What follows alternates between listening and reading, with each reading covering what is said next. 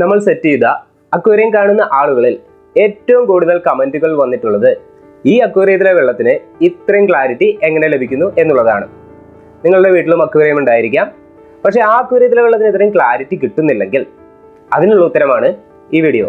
Ladies and gentlemen, boys and girls, welcome to a new video of Aqua Legend Studios.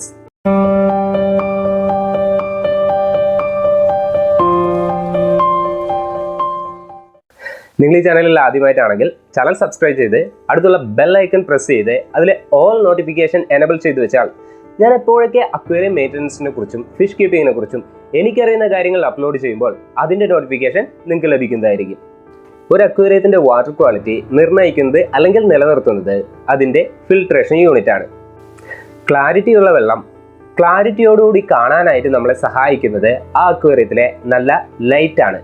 ഞാൻ എല്ലാവരോടും എപ്പോഴും പറയുന്ന കാര്യമാണ്, നിങ്ങളൊരു അക്വേറിയത്തിൽ ഇൻവെസ്റ്റ് ചെയ്യാൻ ഉദ്ദേശിക്കുന്നുണ്ടെങ്കിൽ ഫസ്റ്റ് പ്രയോറിറ്റി അതിലെ ഫിൽട്രേഷൻ യൂണിറ്റിനും ലൈറ്റിനും കൊടുക്കുക എന്നുള്ളത്.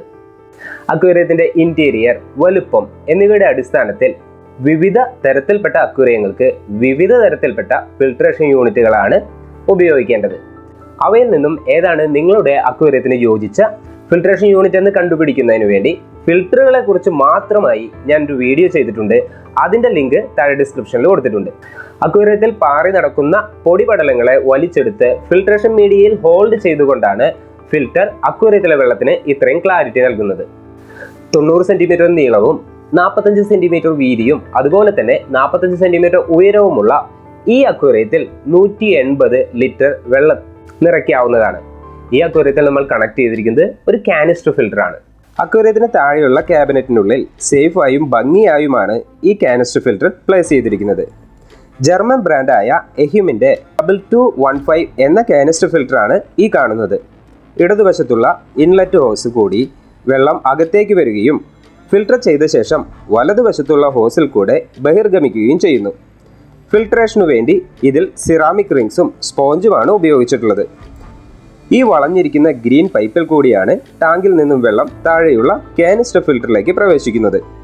ഫിൽട്രേഷനു ശേഷം ഈ പൈപ്പിൽ കൂടി വെള്ളം തിരികെ ടാങ്കിലേക്ക് എത്തുന്നു. 60 ദിവസത്തോളം മാത്രം പ്രായമുള്ള ഒരു ലോടെക് പ്ലാന്റഡ് ടാങ്കാണിത്. ഈ 60 ദിവസത്തിനുള്ളിൽ ഒരു തവണ പ്ലാന്റ്സ് എല്ലാം നമ്മൾ ട്രിം ചെയ്തിട്ടുണ്ട്. നിങ്ങൾ കാനിസ്റ്റർ ഫിൽറ്റർ വാങ്ങിക്കാൻ ഉദ്ദേശിക്കുന്നുണ്ടെങ്കിൽ 6000 രൂപയിൽ തുടങ്ങുന്ന ചൈനീസ് ബ്രാൻഡുകൾ മുതൽ 36,000 രൂപ വില വരുന്ന ഇറ്റാലിയൻ മെയ്ഡ് വരെ അവൈലബിൾ ആണ്. നമ്മളിവിടെ ഉപയോഗിക്കുന്ന ഈ ജർമ്മൻ കാനിസ്റ്റർ ഫിൽറ്റർ ഏകദേശം 10 വർഷത്തോളമായി നമ്മൾ ഉപയോഗിക്കുന്നു. ഡിപ്രിസിയേഷൻ മൂലം വാട്ടർ ഫ്ലോയിൽ അല്പം കുറവ് വന്നിട്ടുണ്ടെങ്കിലും ഫിൽട്രേഷൻ നല്ല രീതിയിൽ തന്നെ നടക്കുന്നുണ്ട്. വില കുറഞ്ഞ ചൈനീസ് ബ്രാൻഡുകളാണെങ്കിൽ 1-2 വർഷം മാത്രമേ നമുക്ക് ഉപയോഗിക്കാനായി സാധിക്കുകയുള്ളൂ. ഈ കാനിസ്റ്റർ ഫിൽറ്ററിന്റെ മെയിൻ്റനൻസിനെ കുറിച്ച് പറയുകയാണെങ്കിൽ വർഷത്തിലൊരിക്കൽ ഈ ഫിൽറ്റർ തുറന്ന് അതിനുള്ളിലെ ഫിൽട്രേഷൻ മീഡിയയായ സ്പോഞ്ച്, സിറാമിക് റിംഗ് മുതലായവ പുറത്തെടുത്ത് കെമിക്കലൊന്നും ഉപയോഗിക്കാതെ ശുദ്ധജലത്തിൽ വാഷ് ചെയ്ത് തിരിച്ച് അതിൽ തന്നെ ഇട്ട് കണക്ട് ചെയ്യുന്നു. ഫിൽട്ടർ മീഡിയ വാഷ് ചെയ്യുന്നതിന് ഏറ്റവും നല്ല ജലം എന്ന് പറയുന്നത് ആ അക്വേറിയത്തിൽ നിന്നെടുക്കുന്ന വെള്ളം തന്നെയാണെന്നുള്ള കാര്യം ഓർമ്മിപ്പിച്ചു കൊള്ളട്ടെ. ഫിൽറ്റർ 24/7 ഓൺ ആയി ഇരിക്കുന്നതാണ് ഏറ്റവും ഉത്തമം.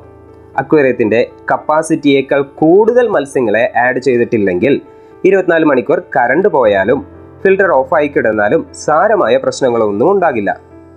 ഇതൊരു ലോടെക് പ്ലാന്റഡ് അക്വേറിയമാണ്. ഇവിടെ സെറ്റ് ചെയ്തിരിക്കുന്നത് ഞാൻ തന്നെ അസംബിൾ ചെയ്ത LED ലൈറ്റിംഗ് ആണ്. അണ്ടർ വാട്ടർ പ്ലാന്റ്സിന്റെ ഫോട്ടോസിന്തസിസിന് സപ്പോർട്ടീവ് ആയിട്ടുള്ള RGB ലൈറ്റിംഗ് ആണ് നമ്മളിവിടെ കൊടുത്തിരിക്കുന്നത്. ചുരുക്കി പറഞ്ഞാൽ ഒരു നോൺ പ്ലാന്റഡ് അക്വേറിയത്തിന് കൊടുക്കുന്നതിനേക്കാൾ കൂടുതൽ ഇന്റൻസിറ്റിയുള്ള ലൈറ്റ് വേണം പ്ലാന്റഡ് അക്വേറിയത്തിന് കൊടുക്കുന്നതിനായി. നിങ്ങളുടെ അക്വേറിയത്തിന്റെ സൈസ് അനുസരിച്ച് ഏത് ലൈറ്റ് ആണോ സ്യൂട്ടബിൾ ആകുന്നത് അത് നോക്കി വാങ്ങിക്കുക. അക്വേറിയത്തിന്റെ ലൈറ്റുകളെ കുറിച്ചുള്ള ഡീറ്റെയിൽഡ് ആയിട്ടുള്ള ഒരു വീഡിയോ എത്രയും പെട്ടെന്ന് തന്നെ ചെയ്യാം. ഒന്നുകൂടി പറഞ്ഞുകൊള്ളട്ടെ, നിങ്ങളൊരു അക്വേറിയത്തിന് മുകളിൽ കൂടുതൽ ഇൻവെസ്റ്റ് ചെയ്യാനായിട്ട് ആഗ്രഹിക്കുന്നുണ്ടെങ്കിൽ ഫസ്റ്റ് പ്രിഫറൻസ് ഫിൽട്രേഷൻ യൂണിറ്റിനും ലൈറ്റിനും കൊടുക്കുക. You will never regret it. Video ഇഷ്ടമായെങ്കിൽ ലൈക്ക് ചെയ്ത്, ഷെയർ ചെയ്ത്, സബ്സ്ക്രൈബ് ചെയ്ത് സപ്പോർട്ട് ചെയ്യുക. നല്ലൊരു വീഡിയോയുമായി കാണുന്നത് വരെ let me be busy with the legendary art of aquascaping.